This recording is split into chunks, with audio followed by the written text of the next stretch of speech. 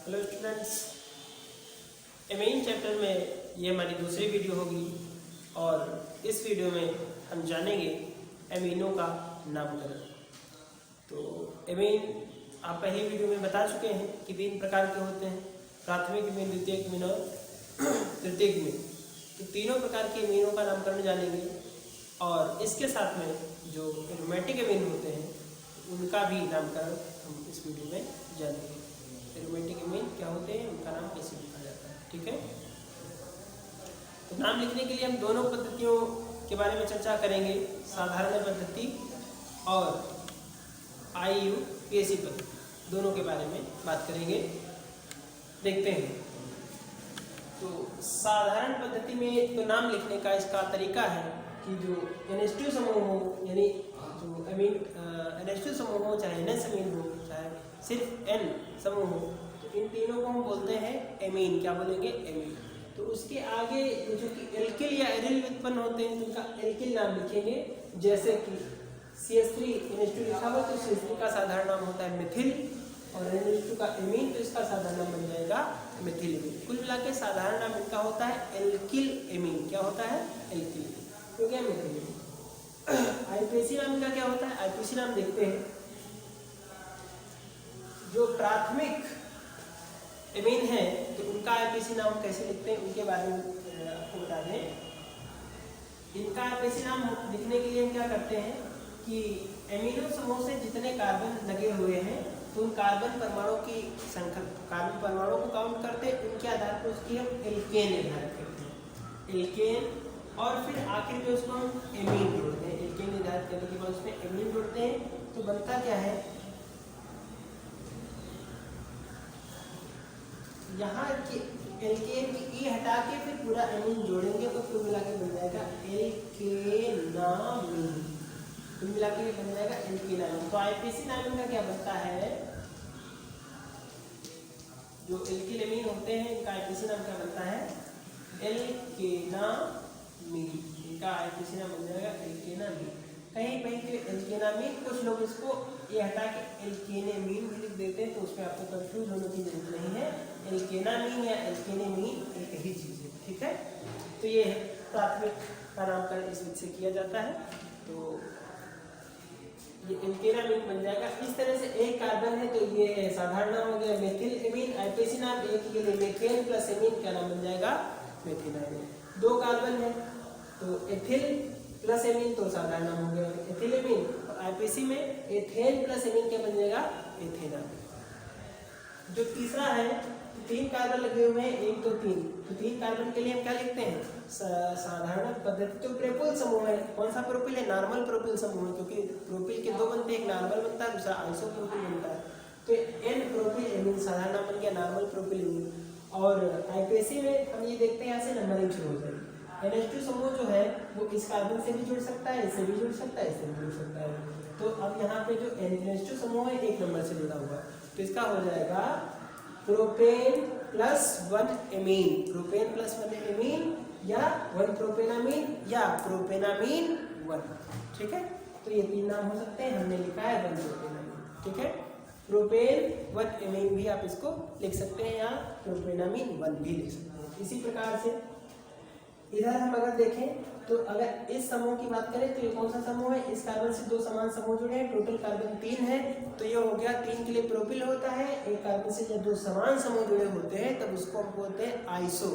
तो ये ग्रुप है आइसोप्रोपिल। कौन सा समूह है? आइसोप्रोपिल। तो साधारण नाम हो जाएगा आइसोप्रोपिल एमीन। और IUPAC नाम क्या बनेगा? IUPAC के लिए हम देखते हैं तीनों कार्बन श्रृंखला में जुड़े हुए हैं, इनका नाम करेंगे 1 2 3 कार्बन है। 3 कार्बन में दूसरी कार्बन से NH2 समूह जुड़ा हुआ है, तो क्या बनेगा? प्रोपेन 2 एमीन, यानी 2 प्रोपेनामीन। ये हो जाएगा इसका IUPAC नाम। तो ये हो गया IUPAC नाम। तो ये हुई व्यवस्था प्राथमिक एमीनों की। द्वितीयक एमीन का कैसे करेंगे? द्वितीयक एमीन में आपने कहा है कि जो डाई एल्किल व्युत्पन्न है वो द्वितीयक एमीन होता है। तो द्वितीयक एमीन लिखे हुए हैं, यहाँ पे आप देख रहे हैं कि नाइट्रोजन कंपाउंड, नाइट्रोजन एटम से 2 अलग अलग मेथिल समूह जुड़े हुए हैं। तो अब यहाँ पे आपके पास दिक्कत है, आप आईपीसी में कहते हैं कि कार्बन काउंट करने के लिए हम सबसे बड़ी श्रृंखला चुनते हैं। यहाँ पे कार्बन की आपको दो श्रृंखलाएं दिख रही है, एक दाएं श्रृंखला दिख रही है, दूसरी बाएं। तो अब एक श्रृंखला को हम मुख्य श्रृंखला मानेंगे और दूसरी को हम प्रतिस्थापी मानेंगे। तो जो प्रतिस्थापी श्रृंखला जुड़ी है वो कहाँ से जुड़ी है, वो नाइट्रोजन परमाणु से जुड़ी है। तो उस श्रृंखला को दिखाने के लिए हम N लिखेंगे, उस प्रतिस्थापी समूह के आगे क्या लिखेंगे, N शब्द लिखेंगे। इतना आपको ध्यान रखना है। तो यहाँ पे दो जुड़े हैं, तो अब ये श्रृंखला तो हमको दिख रही है, लेकिन वास्तव में ये होता है ये NH, CH3NH, फिर सिंगल बॉन्ड CH3। तो ये दोनों किसी कार्बन से ना जुड़ के कहाँ से जुड़े थे, नाइट्रोजन से। तो अब हम एक को हम प्रतिस्थापी मान लेंगे और एक को हम श्रृंखला मानेंगे। मान लीजिए हमने इसको प्रतिस्थापी मान लिया, तो प्रतिस्थापी किससे जुड़ा है, नाइट्रोजन से। तो हम इसको लिखेंगे N मेथिल, क्या लिखेंगे, N मेथिल। और इतना समूह क्या हुआ, ये मेथेन प्लस एमीन, क्या होगा, मेथेनामीन, N मेथिल मेथेनामीन, ये हो जाएगा N मेथिल मेथेनामीन। वही आईपीसी नंबर आपको लिखा गया है N मेथिल और फिर इधर मेथेनामीन। आईपीसी कैसे लिखेंगे, दो मेथिल जुड़े हैं नाइट्रोजन से, तो डाई मेथिल एमीन, क्या बनेगा, डाई मेथिल एमीन। ठीक है, तो ये होगी प्रश्न। अब इसके जो अगला कंपाउंड है वहां पर फिर कंफ्यूजन है। यहाँ लिखा हुआ है CH3, इधर लिखा है C2H5। अब इसमें किसको आप प्रतिस्थापी मानेंगे, किसको मुख्य श्रृंखला मानेंगे। तो जो छोटी श्रृंखला होगी उसको आप प्रतिस्थापी मानेंगे और बड़ी श्रृंखला को मुख्य श्रृंखला मानेंगे। तो यहाँ पे जो छोटा समूह यानी मिथिल समूह बन है, इसको आप छोटा समूह है तो इसको आप प्रतिस्थापी मानेंगे। तो प्रतिस्थापी के आगे आपको कैपिटल N लिखना होता है, क्योंकि जो प्रतिस्थापी समूह जुड़ा है किस परमाणु से जुड़ा है, नाइट्रोजन से। तो इसको लिखेंगे N मेथिल, क्या लिखेंगे, N मेथिल। और इधर दो कार्बन है, एथेन प्लस एमीन, क्या नाम बनेगा, N मेथिल एथेनामीन, ये हो जाएगा N मेथिल एथेनामीन। तो आईपीसी नाम इसका बन गया N मेथिल एथेनामीन। आपको यहाँ पे याद रखना है। साधारण नाम क्या बनेगा, एक तरफ मेथिल है दूसरी तरफ एथिल है। अल्फाबेट देखते हैं तो एथिल पहले आता है मेथिल बाद में आता है, तो हम लिख लेंगे एथिल मेथिल एमीन, ये बन जाएगा साधारण नाम। ठीक है, तो ये बात हो गई द्वितीयक एमिनो की। चलिए ठीक है, ये कर लेंगे आप। अब इसके अतिरिक्त कोई तृतीयक आ जाए, जैसे नाइट्रोजन है और उससे तीनों समूह डिफरेंट लगे हुए हैं, तीनों हाइड्रोजन प्रतिस्थापित हो गए। तो अब देख रहे हैं तीनों समान है, तो इसका साधारण नाम बन जाएगा ट्राईमेथिल एमीन। क्या बनेगा साधारण नाम, ट्राईमेथिल एमीन। चलिए ठीक है, साधारण नाम तो बता दिए। आईपीसी नाम क्या करेंगे। अब आईपीसी में तीनों कार्बन तीन श्रृंखलाएं अलग अलग बन रही हैं, तो तीन श्रृंखलाएं आपको तो मुख्य श्रृंखला एक ही माननी है, तो वही काम है। जो बड़ी श्रृंखला होगी उसको मुख्य श्रृंखला मानेंगे, छोटी श्रृंखलाएं होंगी उनको प्रतिस्थापी मानेंगे। लेकिन यहाँ पे तीनों समान है, तो हम एक को मुख्य श्रृंखला मान लेंगे, एक को एमीन के साथ जोड़ के दो को प्रतिस्थापी बता देंगे। तब इधर ये मेथिल भी नाइट्रोजन से, ये मेथिल भी नाइट्रोजन से, यानी दो मेथिल जुड़े हैं दोनों नाइट्रोजन से। तो इसको आईपीसी नाम लिखने के लिए लिखेंगे N, डाईमेथिल। दोनों नाइट्रोजन से जुड़े तो N, डाईमेथिल। और फिर इधर मेथेन प्लस एमीन, क्या बनेगा, N डाईमेथिल मेथेनामीन, ये हो जाएगा जो ट्राई एल्किल एमीन है। ठीक है, कर लेंगे आप आसानी से। तो इसका एक एग्जांपल और हम आपको बता दे रहे हैं, उसको देख लीजिए।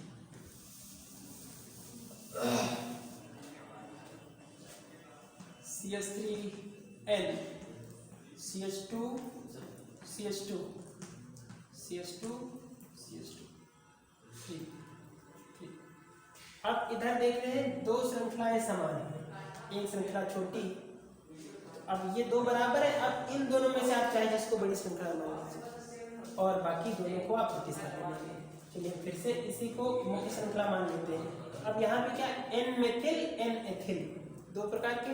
अब इन दोनों में जो अल्फाबेट पहले उसको लिख लीजिए। कहने का मतलब है N एथिल, क्या नाम बनेगा, N एथिल और फिर कामा N मेथिल।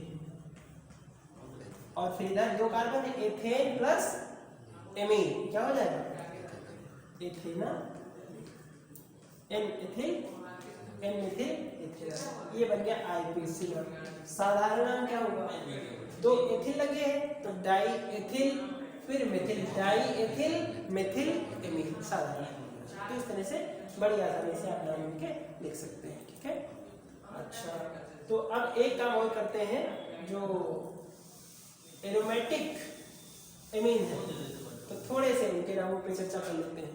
तो एरोमेटिक एमीन है, तो एरोमेटिक में आप जानते हैं ये बेंजीन है। बेंजीन की किसी हाइड्रोजन को विस्थापित किया जाए, कहने का मतलब डायरेक्ट बेंजीन वाले से NH2 समूह जोड़ दिया तो फिर ये बन जाते हैं एरोमेटिक एमीन। इसके अणुसूत्र को आप क्या लिख सकते हैं? C6H5, क्योंकि हाइड्रोजन हटा उसके स्थान पे NH2 आया तो उस हाइड्रोजन के स्थान पे हम लिख देंगे NH2, तो ये बन जाता है। इसका साधारण नाम क्या होता है? इसका साधारण नाम होता है एनिलीन। क्या नाम होता है साधारण? एनिलीन। आईपीसी में इसको क्या साधारण नाम दूसरा भी हो सकता है? Phenyl amine. एनिलीन के अलावा दूसरा नाम क्या हो सकता है?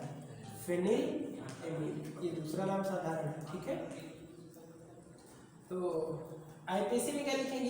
ये जो है फेनिल है, बेंजीन है, तो बेंजीन प्लस एमीन आईपीसी नाम इसका बन जाएगा बेंजीनामीन। क्या नाम बन जाएगा? बेंजीनामीन आईपीसी नाम बन जाएगा। हालांकि जो एनिलीन नाम है ये आईपीसी में भी बराबर मान्यता प्राप्त है, यानी इसको आईपीसी में भी अगर आप एनिलीन कहेंगे तो भी स्वीकार्य है, मान्य है। ये एनिलीन आईपीसी में भी पैरेलल चलता है। तो ये आप ये हो गए एनिलीन। चलिए, तो एनिलीन, अब एनिलीन से फिर आगे देखते हैं। आर्थो स्थिति से हमने एक मेथिल लगा दिया, NH2 है यहाँ पे, आर्थो से हमने मेथिल लगा दिया तो इसका क्या नाम होगा? तो इसका साधारण नाम आपको याद रखना है। साधारण नाम होता है आर्थोटालुडीन। क्या नाम होता है? आर्थोटालुडीन साधारण नाम हो गया। आईपीसी नाम आप इसका क्या लिखेंगे? आप एमीन तो मुख्य क्रियात्मक समूह है तो इसके रिस्पेक्ट में एक नंबर पोजीशन तो हो जाएगा 1 मेथिल एनिलीन। क्या लिखेंगे? 1 मेथिल एनिलीन या 1 मेथिल बेंजीन, दोनों का नाम आप इसके लिख सकते हैं। इसका एक साधारण नाम और बन सकता है। क्या बन सकता है? आर्थोमेथिल एनिलीन। आर्थोमेथिल एनिलीन, क्योंकि जो मेथिल समूह किस पोजीशन पे लगा है? आर्थो पोजीशन पे। आर्थोमेथिल एनिलीन या सीधा आर्थोटालुडीन। तो ये हो जाएंगे एरोमेटिक्स के आईपीसी का। इसके बाद में और कौन कौन से टाइप आपको मिल सकते हैं? एक कंपाउंड हम आपके सामने लिखे दे रहे हैं और इसकी आप खुद प्रैक्टिस करिए। ये साधारण नाम हम बताए दे रहे हैं। ये एनिलीन है, पैरा पोजीशन पे ब्रोमीन लगा है तो इसका नाम होगा पैरा ब्रोमो एनिलीन। आईपीसी का है, आप खुद प्रैक्टिस करके फिर बताइएगा हमको। ठीक है, यहाँ पे एक कंफ्यूजन और हो सकती है, उसको क्लियर कर दें तो फिर हमारा टॉपिक कंप्लीट हो जाएगा। ये बेंजीन है, इससे आपने जोड़ा हुआ है NH2 समूह। अब इस NH2 समूह की एक और हाइड्रोजन कम कर दें, कहने का मतलब यहाँ पे आप एक कोई एल्किल समूह लगा दें। हमने सपोज किया मेथिल लगा दिया तो अब एल्किल एरिल एमीनी बन गया। कौन सा बन गया? Alkyl aryl amine. ठीक है, और टोटल में कौन सा है? प्राथमिक द्वितीयक तृतीयक है, ये द्वितीयक एमीन है। क्यों द्वितीयक एमीन? क्योंकि इसके दो हाइड्रोजन एल्किल या एरिल समूह के द्वारा विस्थापित किए गए। एक हाइड्रोजन एल्किल समूह के द्वारा, दूसरा हाइड्रोजन एरिल समूह के द्वारा विस्थापित किया गया है, तो ये एल्किल एरिल एमीन है। इसका नाम कैसे लिखेंगे? इसका तो साधारण नाम हो जाएगा मेथिल और मेथिल फेनिल एमीन। साधारण नाम क्या बनेगा? Methyl phenyl amine. और इसका आईपीसी नाम आप क्या लिखेंगे? आईपीसी नाम में आप कम कार्बन मेथिल के पास है तो इसको आप प्रतिस्थापी मानेंगे। कहने का मतलब आईपीसी नाम हो जाएगा एन मेथिल एनिलीन या एन मेथिल बेंजीन। ये हो जाएगा आईपीसी नाम। तो इस तरह से आप जो एमिनो कंपाउंड्स हैं या एमीन्स हैं तो उनके आप साधारण नाम और आईपीसी नाम लिख सकते हैं। और इसी के साथ वीडियो कंप्लीट होती है। कोई दिक्कत है तो आप व्हाट्सएप नंबर पे बता सकते हैं या कमेंट बॉक्स में बता सकते हैं। ठीक है, तैयार करिए इसको। धन्यवाद।